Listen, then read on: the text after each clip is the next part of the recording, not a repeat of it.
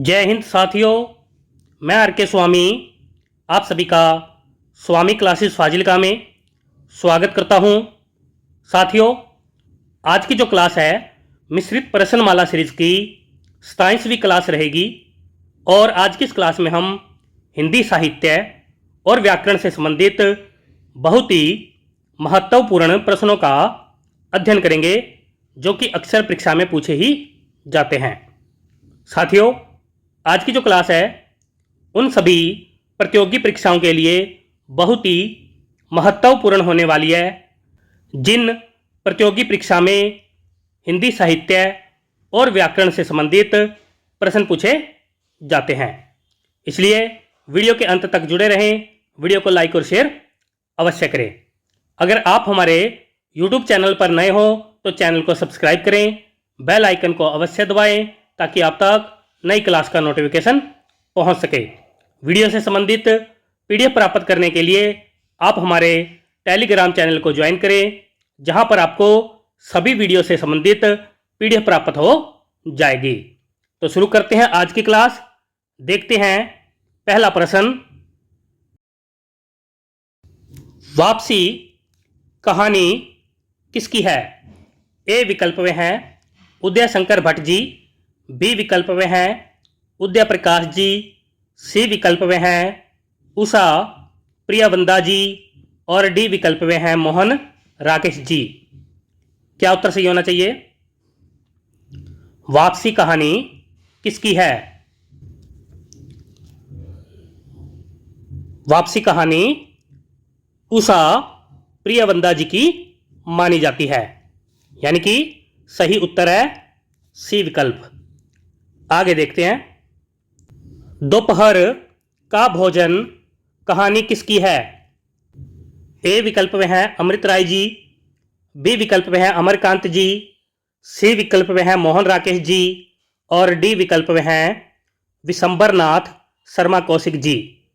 क्या उत्तर सही होना चाहिए? सभी साथी उत्तर देंगे। दोपहर का भोजन कहानी अमरकांत जी की मानी जाती है, यानी कि सही उत्तर है बी विकल्प। आगे देखते हैं। परमात्मा का कुत्ता कहानी किसकी है? ए विकल्प में है अजय जी, बी विकल्प में है राम कुमार वर्मा जी, सी विकल्प में है अमृत राय जी और डी विकल्प में है मोहन राकेश जी। क्या उत्तर सही होना चाहिए? परमात्मा का कुत्ता कहानी मोहन राकेश जी की मानी जाती है। आगे देखते हैं। ताई कहानी किसकी है? ए विकल्प में है कमलेश्वर जी, बी विकल्प में है भिखारी दास जी, सी विकल्प में है विशंबरनाथ शर्मा कौशिक जी और डी विकल्प में है यशपाल जी। क्या उत्तर सही होना चाहिए? ताई कहानी विशंबरनाथ शर्मा कौशिक जी की मानी जाती है। आगे देखते हैं। कितने पाकिस्तान रचना किसकी है?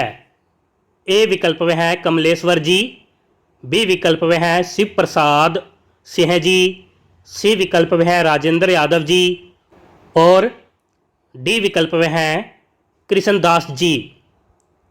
क्या उत्तर सही होना चाहिए? सभी साथी उत्तर देंगे। कितने पाकिस्तान रचना किसकी है? कितने पाकिस्तान यह रचना कमलेश्वर जी की मानी जाती है, यानी कि ए विकल्प बिल्कुल सही है। आगे देखते हैं। तमस रचना किसकी है? ए विकल्प में है भगवती चरण वर्मा जी, बी विकल्प में है भीष्म साहनी जी, सी विकल्प में है केदारनाथ सिंह जी और डी विकल्प में है सुमित्रानंदन पंत जी। क्या उत्तर सही होना चाहिए? तमस रचना भीष्म साहनी जी की मानी जाती है। आगे देखते हैं। मृगनयनी रचना किसकी है? ए विकल्प में है भारत भूषण अग्रवाल जी, बी विकल्प में है जयशंकर प्रसाद जी, सी विकल्प में है वृंदावन लाल वर्मा जी और डी विकल्प में है केदारनाथ अग्रवाल जी। क्या उत्तर सही होना चाहिए?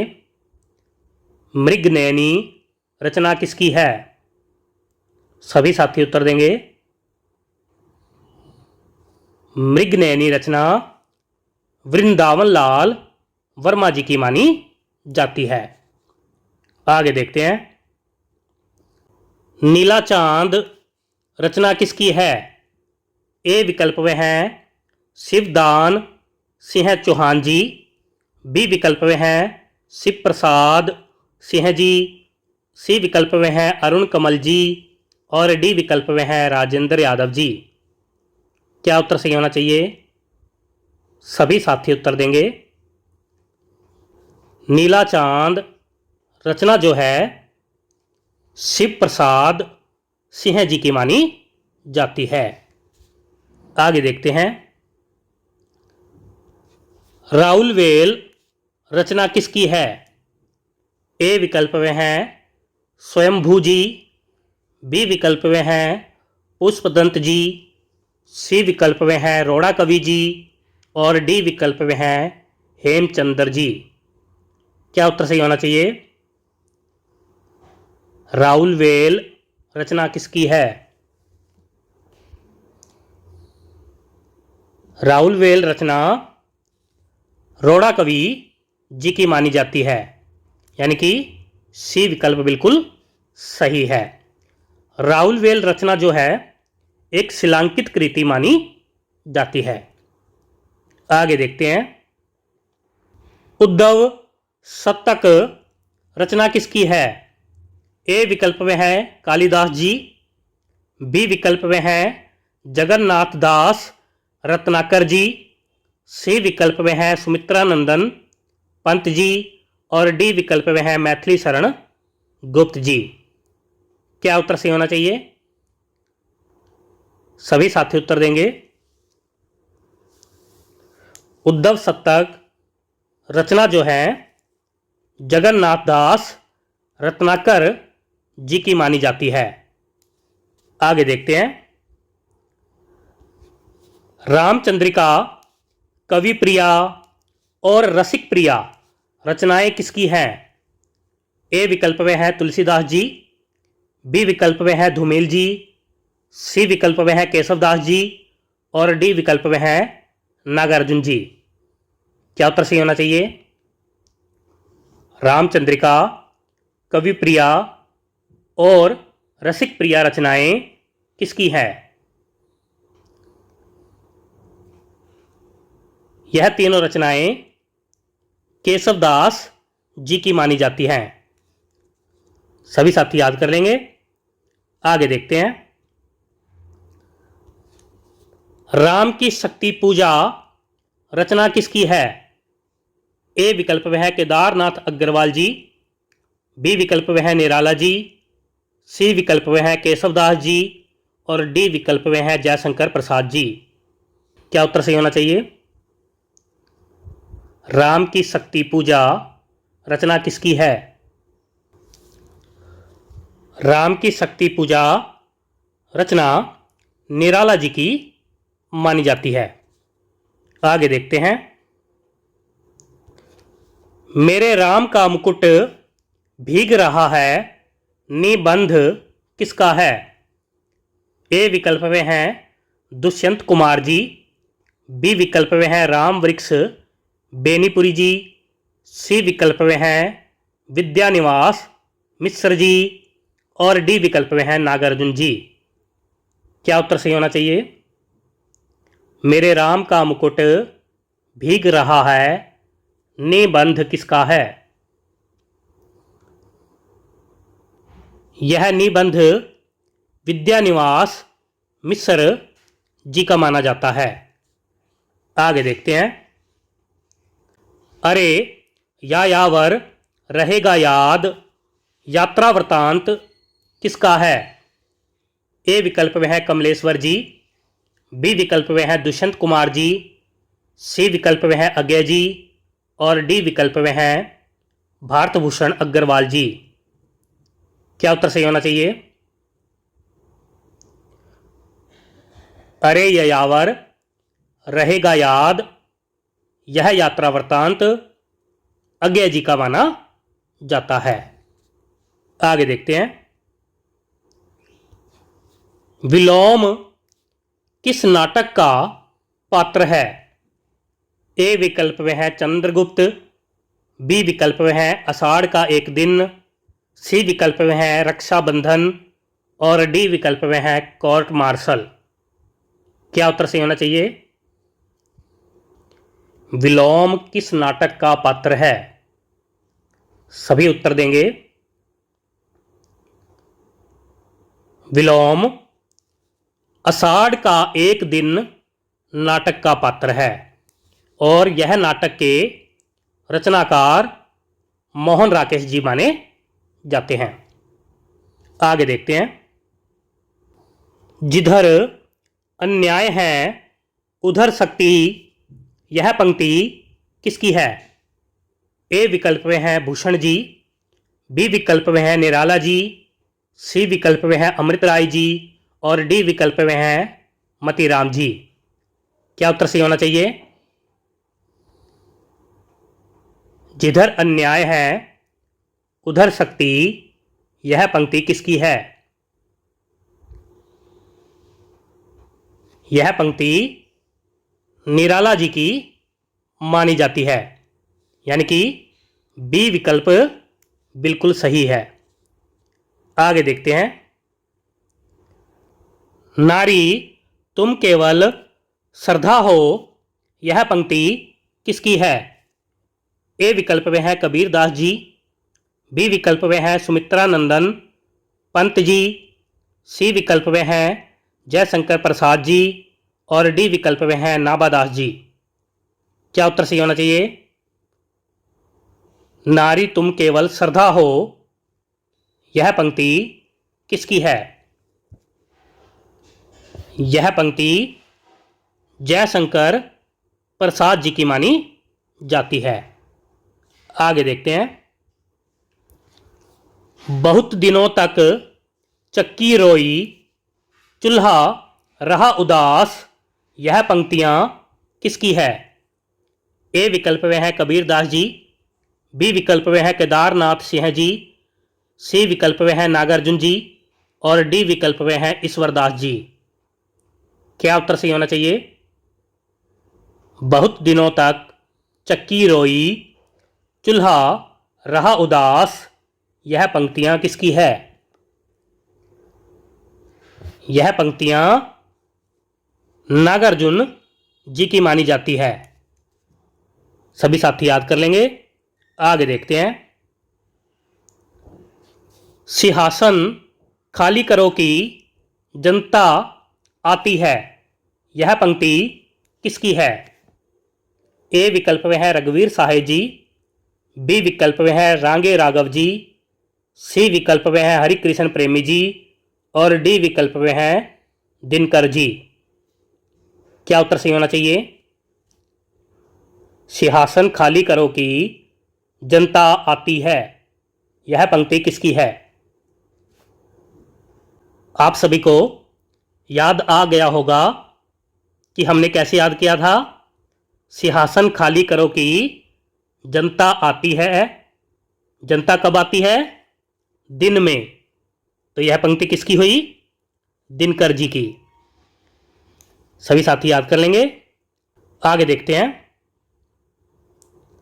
कब तक पुकारूं, पुकारू की वर्तनी सही कर लेना, पुकारूं। कब तक पुकारूं उपन्यास किसका है? ए विकल्प में है धर्मवीर भारती जी, बी विकल्प में है रांगे राघव जी, सी विकल्प में है लक्ष्मी नारायण लाल जी और डी विकल्प में है केदारनाथ सिंह जी। क्या उत्तर सही होना चाहिए? कब तक पुकारूं उपन्यास किसका है? कब तक पुकारूं उपन्यास रांगे राघव जी का माना जाता है। सभी साथी याद कर लेंगे। आगे देखते हैं। भूले बिसरे चित्र उपन्यास किसका है? ए विकल्प में है धूमिल जी, बी विकल्प में है भगवती चरण वर्मा जी, सी विकल्प में है यशपाल जी और डी विकल्प में है कमलेश्वर जी। क्या उत्तर सही होना चाहिए? भूले बिसरे चित्र उपन्यास किसका है? सभी साथी उत्तर देंगे। भूले बिसरे चित्र उपन्यास भगवती चरण वर्मा जी का माना जाता है। आगे देखते हैं। मनुष्य के रूप उपन्यास किसका है? ए विकल्प में है यशपाल जी, बी विकल्प में है रांगे राघव जी, सी विकल्प में है कमलेश्वर जी और डी विकल्प में है केदारनाथ सिंह जी। क्या उत्तर सही होना चाहिए? सभी साथी उत्तर देंगे। मनुष्य के रूप उपन्यास किसका है? यह उपन्यास यशपाल जी का माना जाता है। आगे देखते हैं। निम्नलिखित में से सममात्रिक छंद कौन सा है? ए विकल्प में है सोरठा, बी विकल्प में है चौपाई, सी विकल्प में है दोहा और डी विकल्प में है उपर्युक्त सभी। क्या उत्तर सही होना चाहिए? मात्रा के आधार पर छंद 3 प्रकार के होते हैं। नंबर 1 पर है सममात्रिक छंद, नंबर 2 पर है अर्ध सममात्रिक छंद और नंबर 3 पर है विषम मात्रिक छंद। चौपाई जो है सममात्रिक छंद माना जाता है। सोरठा और दोहा यह दोनों छंद अर्ध सममात्रिक छंद माने जाते हैं, यानी कि सही उत्तर है बी। आगे देखते हैं। आचार्य देव जी ने किस भाव को 34वां संचारी भाव माना है? ए विकल्प में है स्मृति, बी विकल्प में है रोमांच, सी विकल्प में है छल और डी विकल्प में है लज्जा। क्या उत्तर सही होना चाहिए? आचार्य देव जी ने 34वां संचारी भाव छल को माना है। सभी साथी याद कर लेंगे। आगे देखते हैं। मंजरी, ऊहत, गुल और लतांत किसके पर्यायवाची शब्द हैं? ए विकल्प में है बाग, बी विकल्प में है फूल, सी विकल्प में है मंजिल और डी विकल्प में है जगह। क्या उत्तर सही होना चाहिए? यह सभी शब्द फूल के पर्यायवाची माने जाते हैं। आगे देखते हैं। अभिराम, चारू, दिलकश और मनोहर किसके पर्यायवाची शब्द हैं? ए विकल्प में है राम, बी विकल्प में है विराम, सी विकल्प में है सुंदर और डी विकल्प में है मित्र। क्या उत्तर सही होना चाहिए? सभी साथी उत्तर देंगे। अभिराम, चारू, दिलकश और मनोहर यह सभी शब्द सुंदर के पर्यायवाची माने जाते हैं। आगे देखते हैं। कान का कच्चा मुहावरे का सही अर्थ क्या है? ए विकल्प में है बहरा होना, बी विकल्प में है कम सुनने वाला, सी विकल्प में है शीघ्र विश्वास कर लेने वाला और डी विकल्प में है उपर्युक्त सभी। क्या उत्तर सही होना चाहिए? सभी साथी उत्तर देंगे। कान का कच्चा मुहावरे का सही अर्थ है शीघ्र विश्वास कर लेने वाला। सभी साथी याद कर लेंगे। आगे देखते हैं। उल्लास शब्द का कौन सा तद्भव रूप है? ए विकल्प में है उल्लास, बी विकल्प में है हिलास, सी विकल्प में है हास्य और डी विकल्प में है उपर्युक्त सभी। क्या उत्तर सही होना चाहिए? उल्लास शब्द का तद्भव रूप उल्लास होता है। सभी साथी याद कर लेंगे। आगे देखते हैं। जहां खाना मुफ्त में मिलता है वाक्य के लिए एक शब्द क्या होगा? ए विकल्प में है सदा सुख, बी विकल्प में है सदावर्त, सी विकल्प में है सदाभाव और डी विकल्प में है उपर्युक्त सभी। क्या उत्तर सही होना चाहिए? सभी साथी उत्तर देंगे। जहां खाना मुफ्त में मिलता है उसे सदावर्त कहते हैं। सभी साथी याद कर लेंगे। आगे देखते हैं। तुच्छ शब्द का विलोम शब्द कौन सा है? ए विकल्प में है क्षुद्र, बी विकल्प में है साहसी, सी विकल्प में है सरल और डी विकल्प में है महान। क्या उत्तर सही होना चाहिए?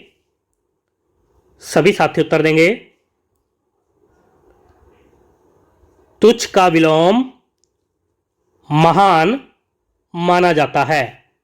सभी साथी याद कर लेंगे। प्रिय साथियों, ये थे आज के बेहतरीन 30 प्रश्न जो कि अक्सर परीक्षा में पूछे ही जाते हैं। आशा करता हूं आज की इस क्लास में आपको बहुत कुछ नया सीखने को मिला होगा। इसी प्रकार से निरंतर अध्ययन करने के लिए चैनल को सब्सक्राइब करें, बेल आइकन को अवश्य दबाएं ताकि आप तक नई क्लास का नोटिफिकेशन पहुंच सके। वीडियो को लाइक और शेयर अवश्य करें। अगर आपने हमारी अभी तक पहली वाली क्लासें नहीं देखी है तो आप प्लेलिस्ट में जाकर उन क्लासों को अवश्य देखें और हिंदी की बेहतर तैयारी करें। तो मिलते हैं कल रात 8 बजे अगली क्लास में। तब तक के लिए जय हिंद।